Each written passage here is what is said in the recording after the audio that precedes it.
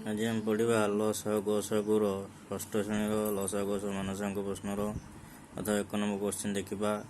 1-2 1-3 1-4 1-5 को समहर भग्नांश परिणत कर। एगुरी को समहर भग्नांश परिणत करवा केमी करवा 1-2 1-3 1-4 1-5 को समहर भग्नांश परिणत कर केमी करवा।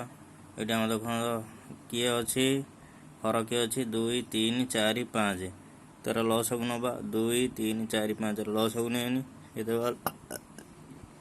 3 4 5 लसक के 60 60 है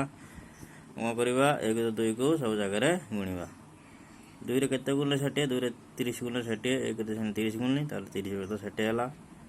1-3 केते गुणनी 3 रे 20 गुणनी 60 है तले जा गुण पर से गुण गुणा हम 1 रे 20 गुणा के 20 व्यक्त 60 1-4 को समभग्नांश करवा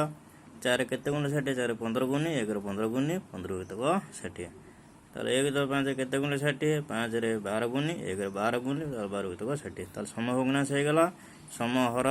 भग्नांश परिणत हो गला ताले केते गला 30 व्यक्त 60 20 व्यक्त 60 15 व्यक्त 60 12 व्यक्त 60 1 नंबर सला तापर देखा 2 नंबर को क्वेश्चन दला क्यों क्षुद्रतम संख्या को 8 10 12 द्वारा भाग कले भागशः रहिबो नहीं भागशः रहिबो नहीं तार 8 10 12 लसक न 8 10 12 लसक नहीं केते हला 20 हला बार गजरी 20 ताले 120 क्षुद्रतम संख्या को 8 10 12 द्वारा भाग कले भागशेष रहिबो नहीं समस्त बुझी पाइले ताले टी कौन बाहर लसागु बाहर तापर आम 3 नंबर क्वेश्चन देखा 3 नंबर क्वेश्चन है क्यों क्षुद्रतम संख्या 7 व्यय कले व्ययफल 20 40 और 60 द्वारा विभाज्य हम क्यों क्षुद्रतम संख्या को 7 द्वारा व्यय कले व्ययफल 20 40 और 60 द्वारा विभाज्य हम ताले कौन करवा 20 40 आगे कौन नवा लसक नवा 20 40 60 लसक नहीं 20 40 60 लसक गला 120 जेहेतु आम कही 7 व्यय कले आमको पूरा से 100 जो लसक जोटा बाहर 120 7 मिसे दिन है 127 अतएव लिखमी अतएव 127 क्षुद्रतम संख्या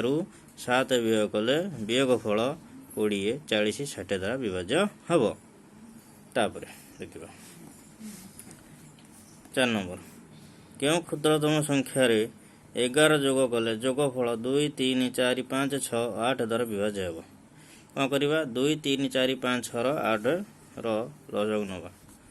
मैंने 2 3 4 5 6 8 लसागु निला ताले 2 3 4 5 6 8 लसा के 120 जेहेतु आमर ये क्वेश्चन 11 जोग कले तेणु कौन 11 व्यय कराला 120 11 व्यय कला के 109 है ताल अतएव लिखी अतएव 109 क्षुद्रतम संख्या 11 जोग कले जोगफल 2 3 4 5 6 8 द्वारा विभाज्य हेब समस्त बुझी पाइले 4 नंबर सैला 5 नंबर क्वेश्चन देखा कला 3 अंक विशिष्ट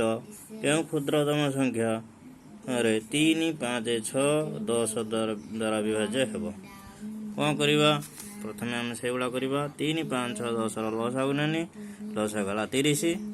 ताले 3 अंक क्षुद्रतम संख्या आम जानी के 100 100 रे 30 तले आम हरुबे 100 रे लसक अच्छी 100 रे 30 प्रथम कौन कर हरवा कले भागफल पड़ो 3 भागशेष पड़ो 10